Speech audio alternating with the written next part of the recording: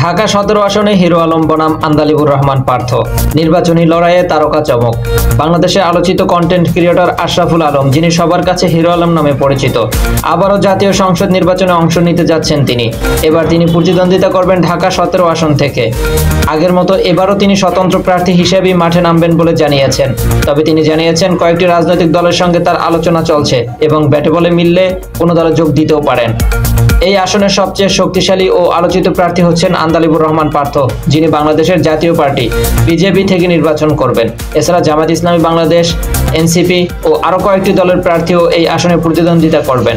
তাদের মধ্যে স্বতন্ত্র প্রার্থী হিসেবে নিজের অবস্থান শক্ত করতে প্রস্তুতি নিচ্ছেন হিরো আলম।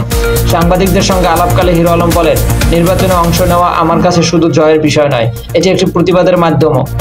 দেশে একটি সুষ্ঠু নির্বাচন হোক, এটাই আমার চাওয়া। তিনি আরো বলেন, আমি 100 ভোট পেলেও কোনো সমস্যা নেই, মানুষ যেন ভোট দিতে আসে, উৎসব মুখর পরিবেশে ভোট হয়, সেটাই সবচেয়ে গুরুত্বপূর্ণ। রাজনৈতিক দলগুলোর প্রস্তাব নিয়ে তিনি বলেন, অনেক দলের প্রধানের সঙ্গে কথা হচ্ছে, এখনো কোনো চূড়ান্ত সিদ্ধান্ত নেইনি, প্রস্তাবগুলো বিবেচনা করছি। ব্যাটে বলে মিলে গেলে কোনো দলে যেতে পারি, না হলে স্বতন্ত্রভাবেই লড়ব।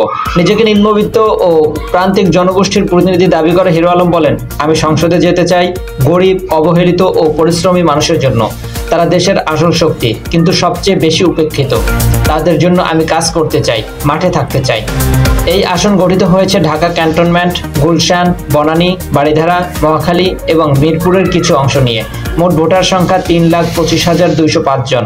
এর আগেও হিরো আলম এই আসন থেকে স্বতন্ত্র প্রার্থী হিসেবে নির্বাচনে অংশ নিয়েছিলেন।